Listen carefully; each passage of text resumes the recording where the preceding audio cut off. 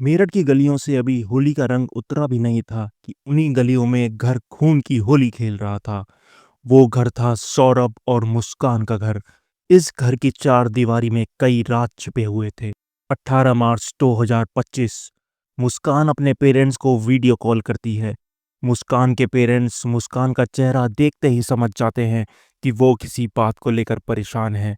मुस्कान कुछ देर बात करते करते ही रोने लगती है। मुस्कान की माँ ने उससे पूछा, वो क्यों रो रही है? क्या उसकी फिर से सौरभ से लड़ाई हुई है? मुस्कान ने अपने माँ बाप से बस इतना ही कहा कि मैं आपको घर आकर बताऊंगी। उसकी माँ को समझ नहीं आ रहा था कि मुस्कान आखिर इतना रो क्यों रही है। उसकी माँ ने उसे घर आने को कहा और ये दिलासा दिया कि वो घर आकर सारी बात बताए। हम सब ठीक कर देंगे। मुस्कान अगले ही दिन अपने माँ बाप के घर आ जाती है।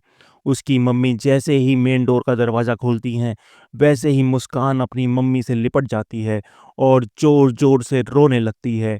मुस्कान की माँ उसे रोता देख परेशान हो जाती है और उससे कई बार पूछती है कि बेटा आखिर हुआ क्या है। माँ के पूछने पर मुस्कान की आंखों में आंसू थे, चेहरे पर डर था और डर डर के उसने अपनी माँ से कहा कि मेरे पति सौरभ अब नहीं रहे। मेरठ को दहला देने वाली एक ऐसी घटना जिसमें प्यार है, धोखा है, ड्रग्स है, ब्लैक मैजिक है, सिर्फ इंसानियत नहीं है। मुस्कान का पूरा नाम मुस्कान रस्तोगी है। मुस्कान का जन्म मेरठ शहर में ही हुआ था। मुस्कान की पढ़ाई लिखाई भी इसी शहर से हुई थी। क्लास 1 से लेकर क्लास 8 तक उसने एक ही स्कूल में पढ़ाई की थी। वो स्कूल में काफ़ी एक्टिव थी। ये पता चलता है कि वो स्कूल के सभी बच्चों के साथ घुल मिलकर रहा करती थी। इसी स्कूल में मुस्कान की मुलाकात होती है साहिल शुक्ला नाम के लड़के से। साहिल मेरठ का ही रहने वाला था और स्कूल में भी वो मुस्कान की तरह ही काफ़ी एक्टिव था। साहिल और मुस्कान वैसे तो एक दूसरे से बात नहीं करा करते थे, लेकिन वो दोनों एक दूसरे को जानते थे। स्कूल चेंज होने के बाद मुस्कान ने अपने पुराने दोस्त छोड़ दिए थे। मुस्कान पढ़ाई में अच्छी नहीं थी जिसके कारण उसका रिजल्ट हमेशा लो ही रहता था। मुस्कान अपनी पढ़ाई और ज़िंदगी की कोई दिशा ना होने के कारण अकेले रहने लगी थी। इसी अकेलेपन के दौरान उसकी मुलाकात होती है सौरभ राजपूत से। सौरभ अपनी फैमिली के साथ मेरठ में ही रहता था और वो ज़्यादातर बाहर ही रहता था। सौरभ पेशे से एक मर्चेंट नेवी ऑफिसर था और वो लंदन में रहता था। लेकिन सौरभ के दोस्त ने ये बताया कि सौरभ लंदन में एक बेकरी में काम करता था। सौरभ ने जब मुस्कान को पहली बार देखा था तो सौरभ को उससे प्यार हो गया था।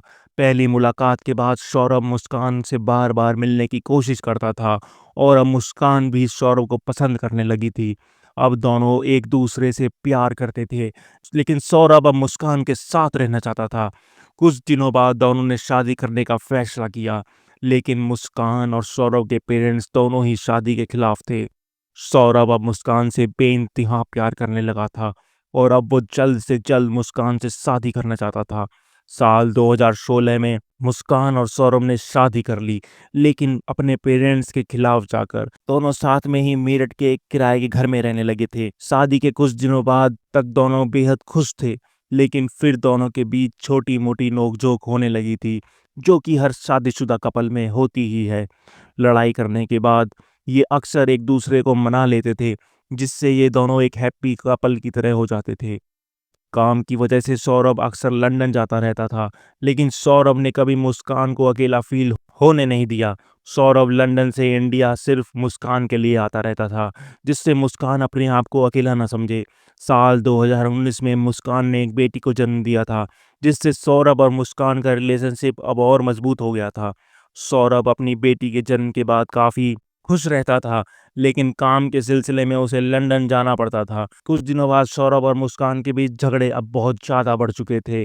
शादी से पहले सौरभ ने अपने आप को एक नेवी ऑफिसर ही बताया था, लेकिन मुस्कान को कहीं से उसके नेवी ऑफिसर ना होने की बात पता चल चुकी थी, जिससे अब उनके बीच झगड़े बहुत ज़्यादा बढ़ चुके थे। असल में सौरभ एक नेवी ऑफिसर ही था, लेकिन किन्हीं कारणों की वजह से उसने वो नौकरी छोड़ दी थी और वो लंदन में एक बेकरी में काम करने लगा था। मुस्कान अब बहुत ही ज़्यादा डिस्टर्ब रहती थी, लेकिन एक दिन उसे व्हाट्सएप पर एक ग्रुप में ऐड होने का नोटिफिकेशन आता है। ये ग्रुप उसके स्कूल के एलुमनी ने बनाया था, जिसमें वो क्लास 8 तक पढ़ी थी। ये ग्रुप सिर्फ पुराने स्कूल फ्रेंड्स को आपस में मिलाने और पुरानी बातों को शेयर करने के लिए बनाया गया था।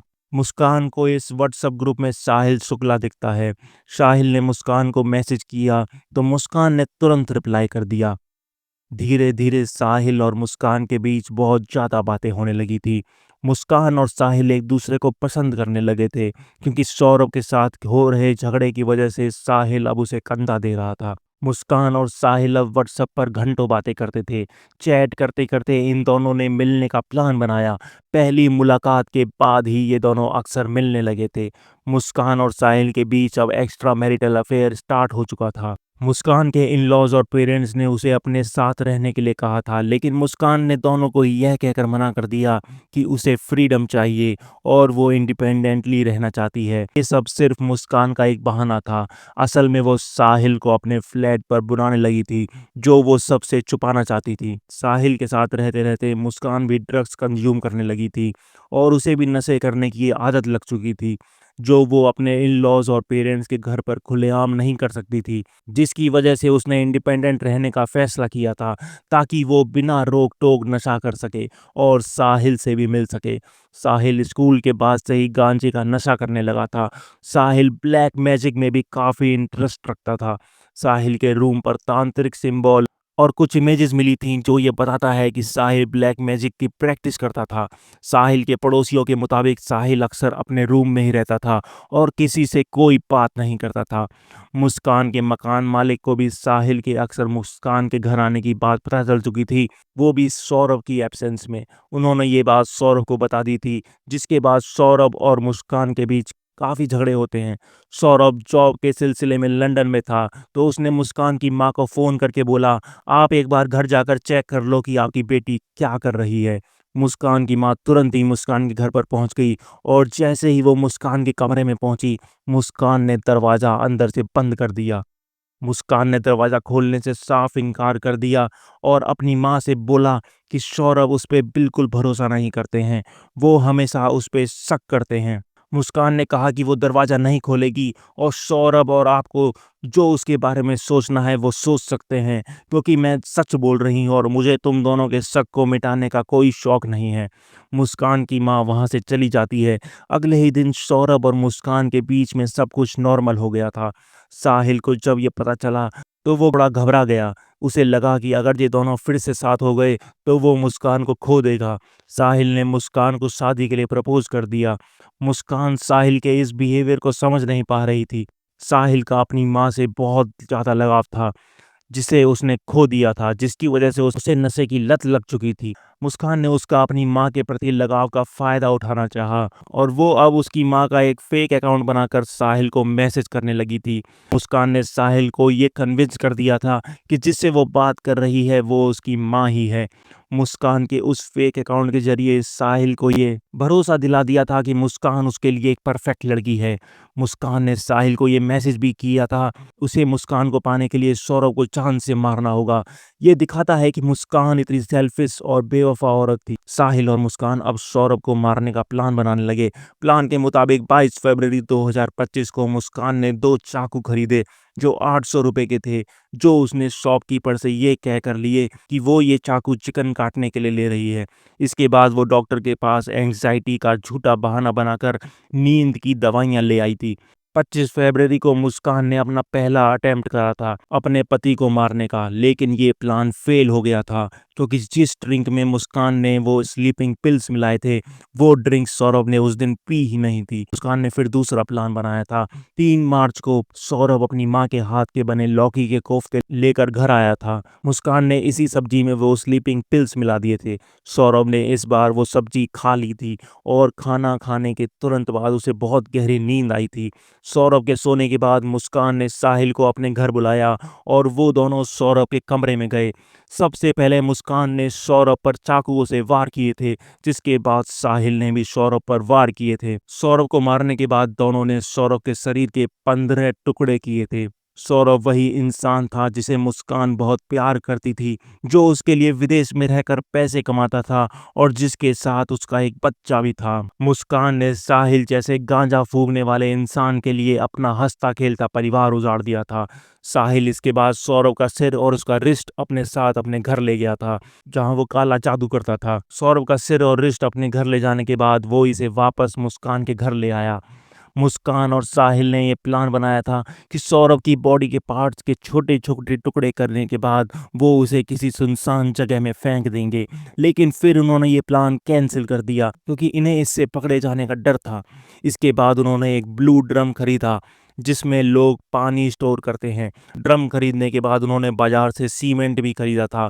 उन दोनों ने सौरव के बॉडी पार्ट्स को सीमेंट से भरे ड्रम में डाल दिया था। एक आम इंसान को ये सब करने के बाद पकड़े जाने का डर रहेगा, वो छिपता फिरेगा, लेकिन इन दोनों को किसी बात का डर नहीं था क्योंकि सौरव की बॉडी को सीमेंट वाले ड्रम में डालने के बाद ये दोनों 5 मार्च को शिमला घूमने चले गए थे।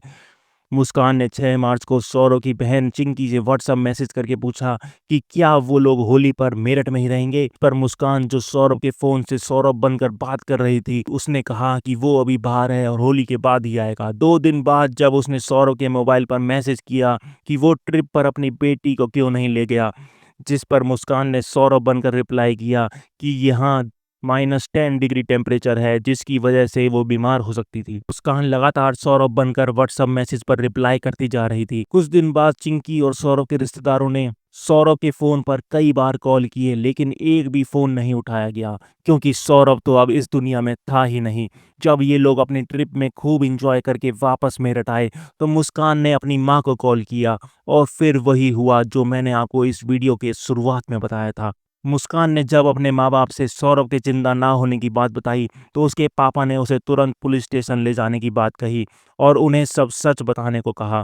पुलिस स्टेशन पहुंचने से पहले ही मुस्कान के पापा ने रास्ते में मुस्कान को दिलासा दिया कि अगर उसने कुछ गलत किया है तो वो उसे बचा लेंगे। स्टेशन जा रहा था, झूठ चल रहा था मेरे मन में कि बच्चा झूठ बोल रहा है। मैंने बीच में स्कूटर रोक के उससे बात करी।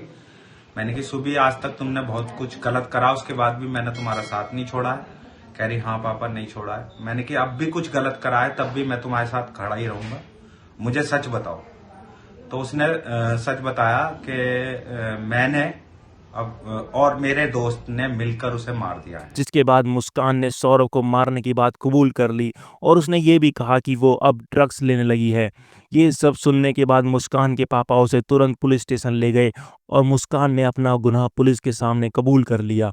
अभी मुस्कान और साहिल दोनों पुलिस की गिरफ्त में हैं और इन्वेस्टिगेशन अभी जारी है। पुलिस ने वो ड्रम से मिले सौरभ के बॉडी पार्ट्स का डीएनए भी जांच करा ली है और डीएनए रिपोर्ट के मुताबिक ये बॉडी पार्ट्स सौरभ के ही हैं।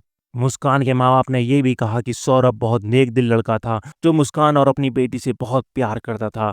आप इस केस के बारे में क्या सोचते हैं? कमेंट बॉक्स में ज़रूर लिखें।